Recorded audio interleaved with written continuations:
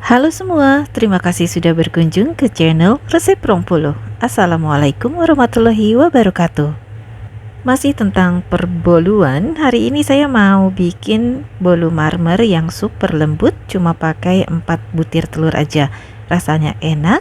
Bagaimana caranya? Yuk tonton terus videonya sampai selesai.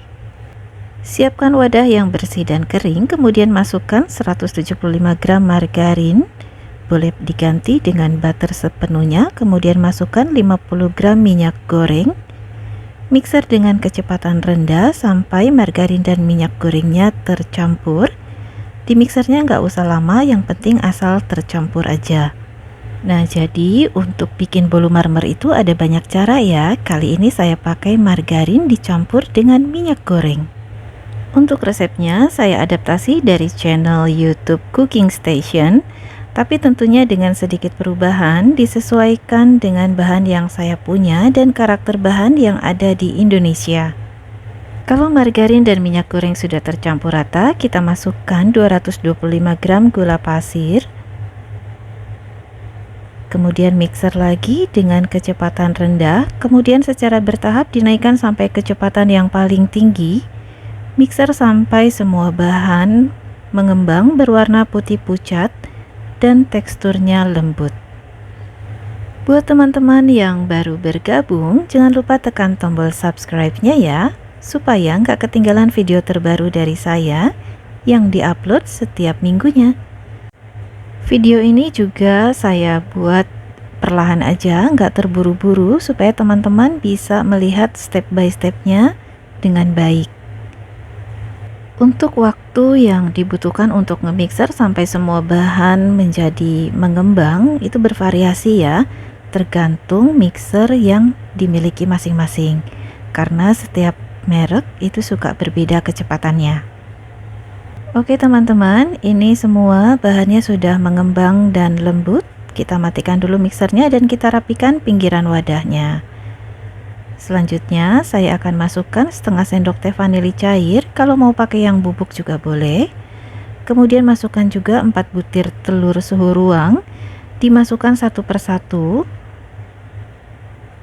Kemudian di mixer dengan kecepatan rendah sampai tercampur rata sebelum memasukkan telur berikutnya.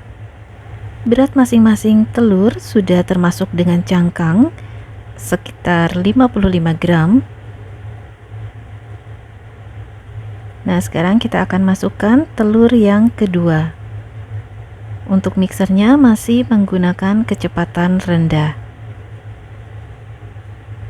Di sini videonya nggak saya percepat, jadi ini kecepatannya betul-betul sesuai aslinya ya. Ini telur yang ketiga. Mixer lagi sampai tercampur rata sebelum memasukkan telur yang keempat. Nah, sekarang telur yang terakhir atau yang keempat kita masukkan. Kecepatan mixernya masih di kecepatan rendah. Mixer sampai tercampur rata.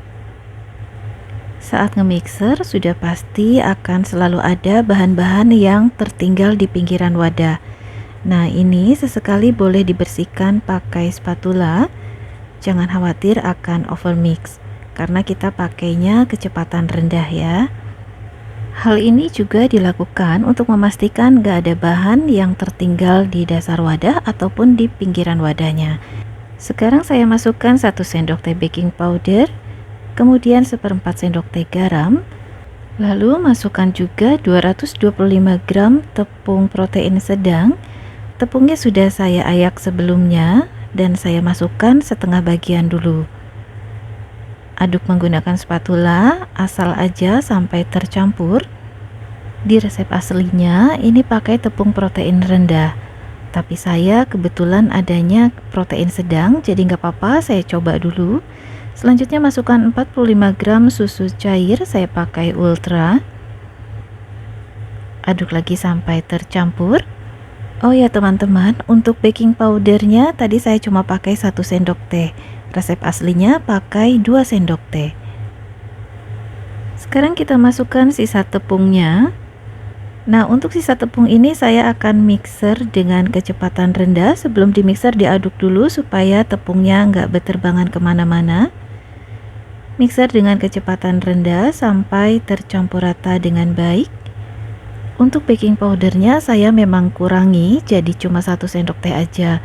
Karena kalau pakai 2 sendok teh menurut saya rasanya terlalu kuat. Jadi baking powdernya itu terlalu terasa banget di tekstur bolunya.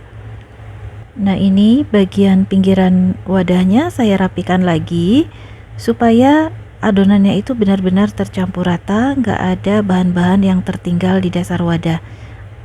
Mixer lagi dengan kecepatan rendah, ini untuk yang terakhir.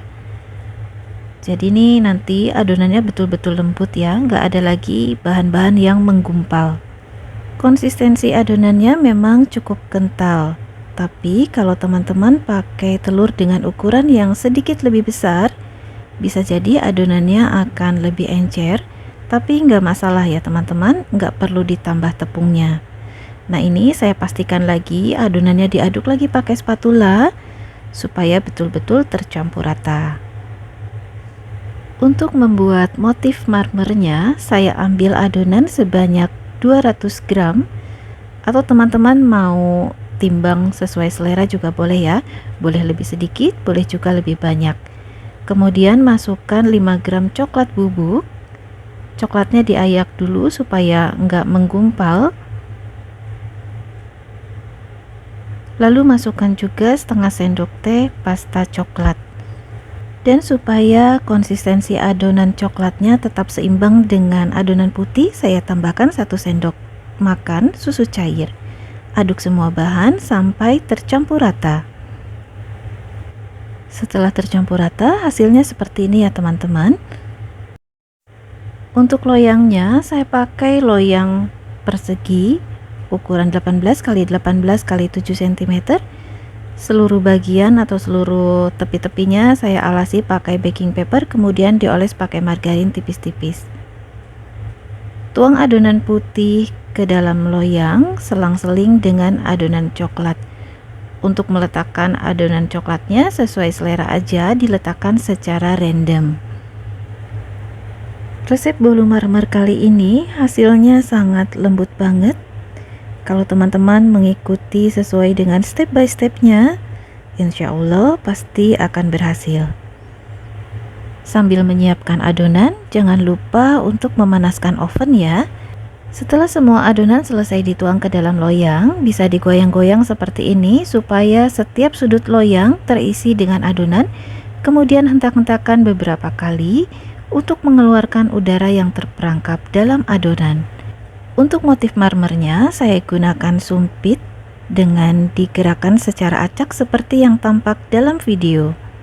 Panggang dengan suhu 170 derajat Celcius selama 63 menit. Nah, ini dia teman-teman, bolu marmer lembutnya sudah matang. Diamkan dulu beberapa saat di suhu ruang sampai suhunya turun. Setelah suhunya turun, kita baru keluarkan bolunya dari dalam loyang dan letakkan di atas rak pendingin. Kemudian didinginkan dalam suhu ruang. Setelah betul-betul dingin, bolu marmernya bisa dipotong sesuai selera. Kali ini saya akan potong menjadi 16 bagian. Saya bagi 2 terlebih dahulu. Nah, ini bagian dalamnya, motifnya cantik banget ya teman-teman. Setiap kali kita bikin bolu marmer, motifnya pasti akan berbeda. Bagian bawahnya matang merata kecoklatan, warnanya cantik banget. Pori-porinya juga halus dan terlihat sangat lembut. Nah, sekarang kita lanjutkan motong bolunya ya. Jadi setelah tadi dibagi 2, masing-masing bagian akan saya potong menjadi 8 bagian. Sekarang kita ambil salah satu bagian untuk melihat tekstur bolu marmernya dari dekat. Nah, ini cantik banget ya teman-teman, pori-porinya halus. Bolunya terlihat empuk ketika dipotong, jadi ini jangan khawatir, dijamin empuk dan lembut, sama sekali nggak seret saat dimakan.